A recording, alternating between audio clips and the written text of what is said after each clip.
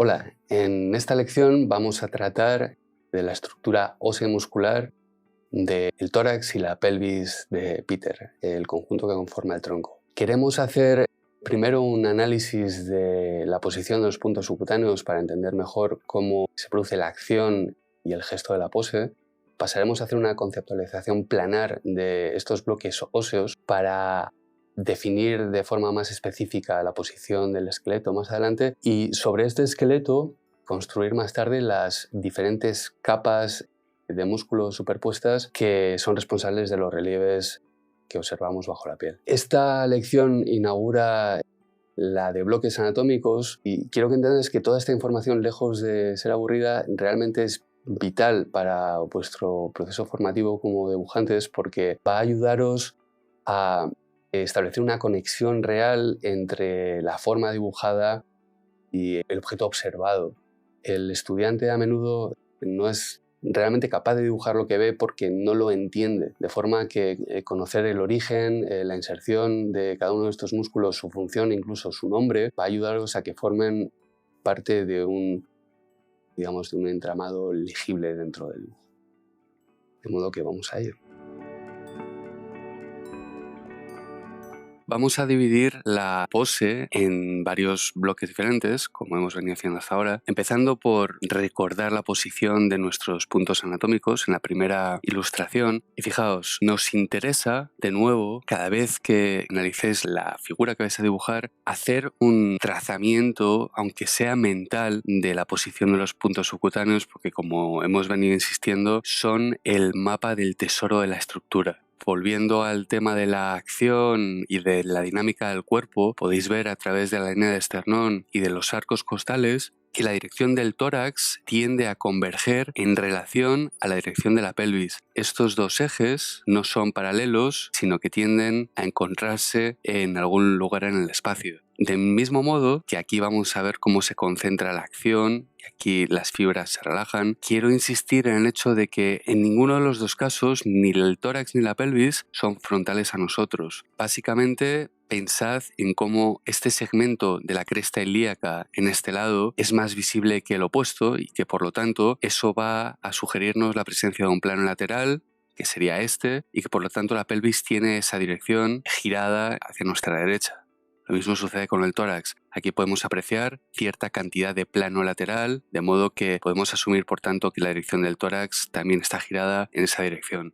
Cuando vemos en la segunda fotografía el esquema planar con el que resumo la estructura propia del tórax y de la pelvis, podéis ver cómo en el caso de la pelvis este poliedro básicamente tiene una cara superior hexagonal que sería la primera costilla circular del tórax y a partir de ese momento la línea que separa el plano frontal del plano lateral, esta línea realmente va a tener, digamos, su paralelismo anatómico en el propio esqueleto. Fijaos, cuando miramos el esqueleto, aquí podemos advertir claramente cómo la línea de los cartílagos, aquí y aquí, básicamente representa el comienzo del plano lateral en este lugar. Esto sea el plano frontal, este es el plano lateral. De nuevo, plano lateral, plano frontal. Cuando observamos la forma pélvica, la pelvis es un hueso realmente complejo. Está formado por ilión, isquión, acetábulo y arco púbico. Son diferentes huesos en diversas y complejas direcciones en el espacio, pero resumidos en una estructura sencilla, podemos convenir que básicamente la cresta ilíaca, esta estructura, es esta de aquí en el esqueleto, justo aquí,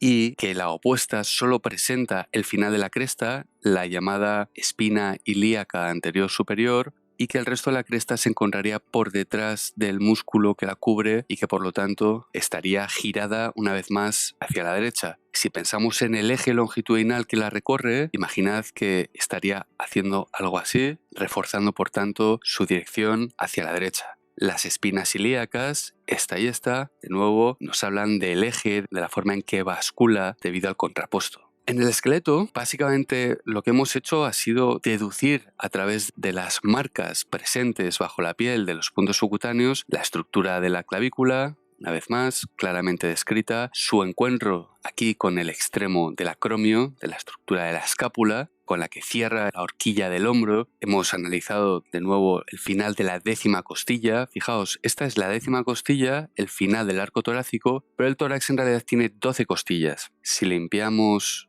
nuestro tórax del plano, vamos a considerar que 7 de las costillas son las llamadas reales. Hasta aquí, esta será la 7ª costilla. Y a partir de aquí, si apreciáis, la número 8, la número 9 y la número 10 están compartiendo el cartílago con la 7ª. De la 1 a la 7, todas ellas conectan con su propio cartílago al esternón. De ahí que son llamadas las costillas reales. 7 sería la última real, 8, 9 y 10 son las llamadas falsas costillas. Las falsas costillas construyen el final de la oquedad inferior del tórax y luego aquí tenemos, fijaos, se ven 11 y 12 las costillas llamadas flotantes. Las costillas flotantes no participan de forma visible del modelado exterior y por lo tanto no vamos a tratarlas. La sínfisis púbica, por otro lado, constituye el final de la forma de la pelvis y va a ser un lugar esencial porque, como hemos venido diciendo, estará alineado con el centro anatómico del cuerpo, estará alineado con el gran trocánter, la cabeza del fémur, del hueso del muslo, a cada lado, y además constituirá el punto de inserción de los músculos de la cintura y del abdomen, de modo que resulta realmente útil para nuestro análisis muscular. Hablemos ahora de los músculos. En el curso vamos a tratar únicamente aquellos músculos que participan del modelado exterior, del modelado visible bajo la piel. No vamos a tratar en detalle los músculos profundos y tampoco aquellos que no vemos en nuestra vista frontal, aunque sí voy a incluir algunas láminas donde podréis encontrar estos otros músculos de la vista posterior. Si estudiamos la forma de Peter, vamos a quitarle los músculos primero. Vamos a empezar primero con aquellos que van a quedar después semiocultos por las capas más superficiales. Y el primero de ellos sería el músculo serrato. Fijaos. Es un músculo cuya inserción se produce en las primeras 8 o 9 costillas del tórax, como podéis ver, y sus digitaciones en forma de dedos, sobre todo las inferiores, como podéis apreciar, las superiores son más planas, van a dirigirse hacia el plano posterior porque su inserción se produce en el plano inferior de la escápula, bajo la escápula. De hecho, su acción al contraerse será deslizar la escápula hacia el frente del tórax, así como sucede cuando propinamos un puñetazo. Este músculo resulta particularmente visible en el caso de Peter. Si observamos en la fotografía de la izquierda, fijaos, vamos a desactivar los huesos. Aquí podéis encontrarlo con mucha claridad. Podéis ver que solamente apreciamos los últimos fascículos porque a partir de el músculo pectoral los cubre, el resto de ellos quedan cubiertos. De la misma manera, de pronto, el desarrollo del músculo se ve interrumpido por una nueva masa, esta de aquí, y esta masa es responsabilidad de un nuevo músculo. De hecho, aquí hay dos masas, creo que las podéis identificar bien, hay un suave cambio de tono precisamente aquí. Esas dos masas son respectivamente el músculo dorsal y el músculo redondo mayor. Ambos son músculos que provienen de la vista posterior, de modo que vamos a estudiar la vista posterior justo aquí al ladito para que podáis apreciarlo mejor. De nuevo vamos a desactivar los músculos y vamos a activar primero los músculos escapulares.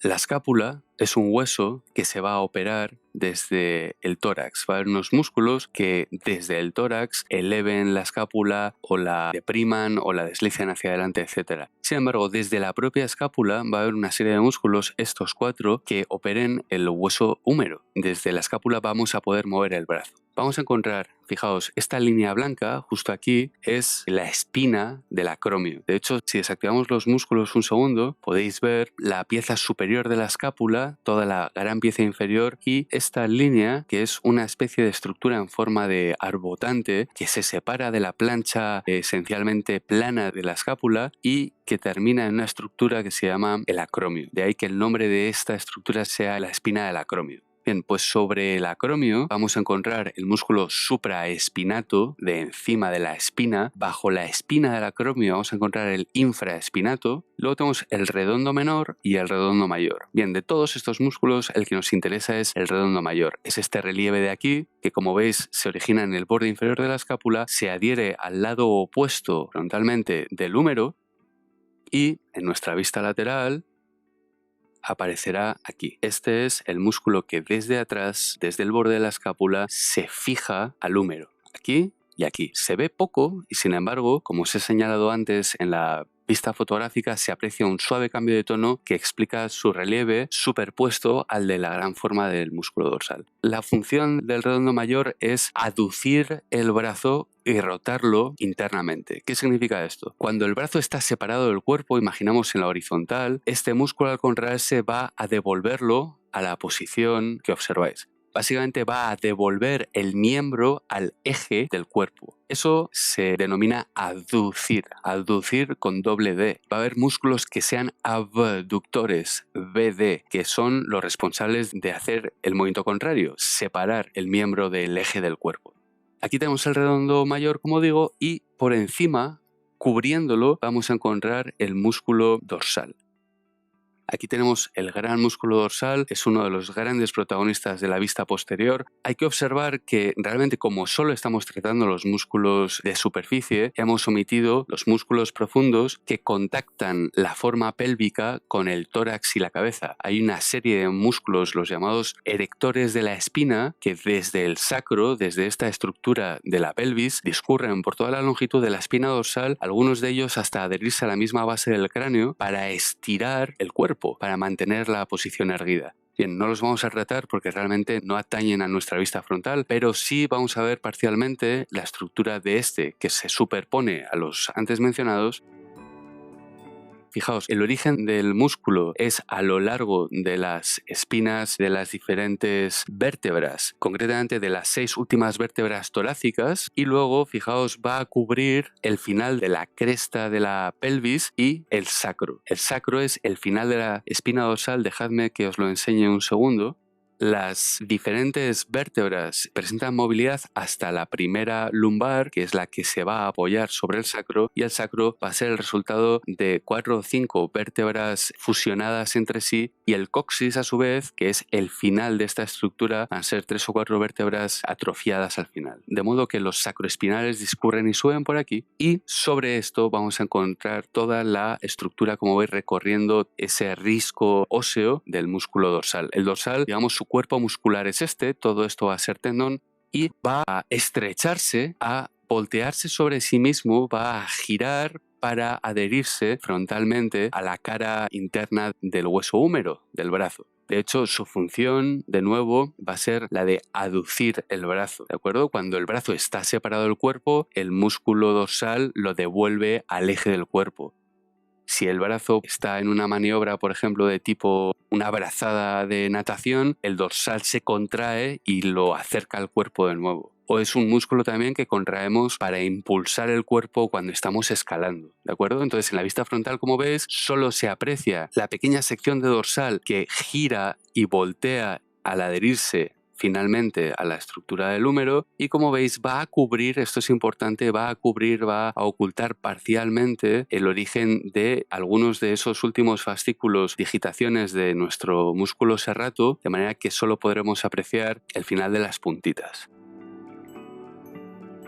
Hablemos ahora del recto abdominal. El recto abdominal es una pared muscular cuyo origen se produce entre la sexta y la séptima costilla, aquí a la altura del final del esternón, de la apófisis sifoidea del esternón, y como veis desciende estrechándose progresivamente hasta fundirse con la sínfisis púbica, en el arco púbico. Este músculo va a presentar estas depresiones básicamente comunicando cada una de las barrigas musculares con una línea de tendón, de la cual esta va a ser la que alinee en este punto el ombligo. Este músculo, al contraerse, va a aproximar el tórax a la pelvis. Básicamente es el músculo antagonista de los antes mencionados del plano posterior sacroespinales. Los sacroespinales mantienen erguida la columna, el músculo abdominal, al contraerse, lo que hace es flexionarla. Entre el músculo abdominal, fijaos, y los serratos, toda esta superficie laterofrontal va a estar cubierta por un músculo muy interesante que es el llamado oblicuo externo. El oblicuo externo va a encontrarse con el serrato en su origen. Tenemos las diferentes fasciculaciones del músculo oblicuo que podéis apreciar en la foto de Peter, son mucho más planas y discretas que las formas del serrato. Hay que tener mucho cuidado durante el modelado para no igualar tonalmente el relieve que tienen cada uno de los serratos en comparación al relieve mucho más discreto de las digitaciones del oblicuo.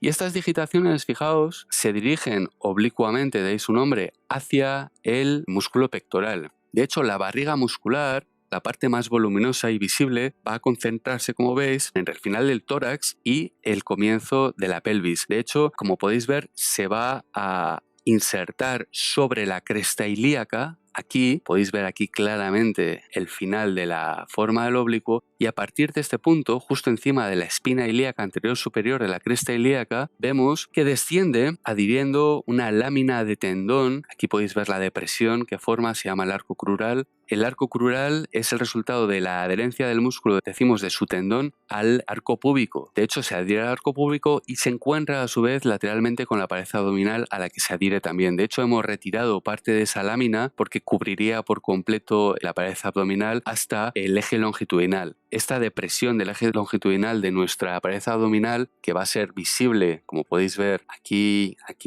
poco más abajo, se llama la línea alba, y aunque no es un punto subcutáneo porque es una depresión en el músculo, es un surco que nos va a invitar siempre a entender la relación que mantiene el tórax con la pelvis, porque si el tórax y la pelvis están flexionados lateralmente, la línea alba tenderá a curvarse. Si el tórax y la pelvis se están torsionando, la línea alba tenderá a describir una S, ¿de acuerdo? En este caso no es así, pero como digo, aquí termina el músculo oblicuo y se adheriría al final de la línea alba. Bien, la función del oblicuo es, al contraerse, flexionar lateralmente el tórax sobre la pelvis, como si estuviéramos flexionándonos de lado. Y además, al contraerse, puede rotar el tórax sobre la pelvis. Podemos torsionar el torso sobre la pelvis como punto fijo gracias a este músculo que tenemos en la cintura. Por último, hablemos del músculo pectoral. Fijaos, el pectoral es un músculo cuyo origen se produce en el primer tercio de clavícula, justo junto a la fosa esternal, sobre el manubrio de esternón, y ese origen lo comparte con todo el plano lateral de arriba abajo de la forma del esternón. Comienza aquí y entre la sexta y la séptima costillas. Ahora, podéis ver que está compuesto de varios fascículos que se van entrelazando entre sí, de manera que los primeros estarían por encima y los inferiores van retorciéndose por debajo, volteándose hacia el otro lado. Se va creando una especie como de trenzado que va a conformar aquí el hueco axilar, esta curva tan interesante es producto de ese tensado. Se va a adherir, como digo, a la cara lateral del húmero y al contraerse es un aductor también, lo que significa que en esta posición del brazo en la horizontal actuará junto con dorsal y redondo para devolver el brazo a su posición descolgado en paralelo al eje del cuerpo. Por último, hablaremos de los músculos pélvicos. Los músculos pélvicos son aquellos que desde la pelvis van a operar el fémur. Vamos a activar la capa. Tendríamos el glúteo medio y el tensor de la fascia lata. Tensor y glúteo medio. Como veis, debido al giro de la pelvis, podemos ver más un glúteo medio que el opuesto. Aquí queda particularmente evidente. Y como digo, estos músculos no son realmente interpretables en esta vista, pero su origen es en la cresta ilíaca. Ambos, el tensor de la fascia lata se origina en la espina ilíaca anterior superior, en este punto justo aquí en la fotografía, justo aquí. Aquí podéis ver la depresión que genera el tensor de fascia lata. El tensor de fascia lata se dirige hacia atrás, hacia abajo y hacia atrás oblicuamente, como podéis ver, al encuentro del gran trocánter del fémur en torno al que se va a adherir. En el caso del glúteo medio, muy poco visible en esta vista, es un músculo en forma triangular, casi de abanico. Vamos a activarlo. Que cubriendo casi la totalidad de la cresta ilíaca, justo por debajo, recordad que la cresta ilíaca es subcutánea, inmediatamente por debajo tendríamos el glúteo medio, desciende estrechándose para adherirse en el cuello anatómico inmediatamente antes de la forma del gran trocánter. El gran trocánter, como veis, va a ser un punto subcutáneo, significa que no va a estar cubierto por músculo, significa que va a ser un relieve visible en el modelo. Como podéis ver, debido a la dirección de la cabeza del fémur, esta se dirige hacia abajo y hacia atrás, se ve en la vista posterior, no así en la vista frontal, que quedará cubierto por estos dos músculos pélvicos. El glúteo medio, como digo, se estrecha y se dirige al trocánter. El tensor fascialata desde la espina ilíaca anterior superior, en este caso frontal no visible, se dirige hacia abajo y hacia atrás y termina adhiriéndose bajo la forma del gran trocánter. Luego tendríamos el glúteo máximo, que como veis también rodea el gran trocánter, y al final se fusionan tanto el tensor como el glúteo máximo en una banda tendinosa que se dirigirá hacia la tibia, de la que hablaremos más adelante cuando discutamos la forma del muslo. Bueno, espero que encuentres toda esta información útil. Vamos a aplicarla en la siguiente lección para poder corregir al dedillo nuestro encaje y dejarlo preparado para el modelado final.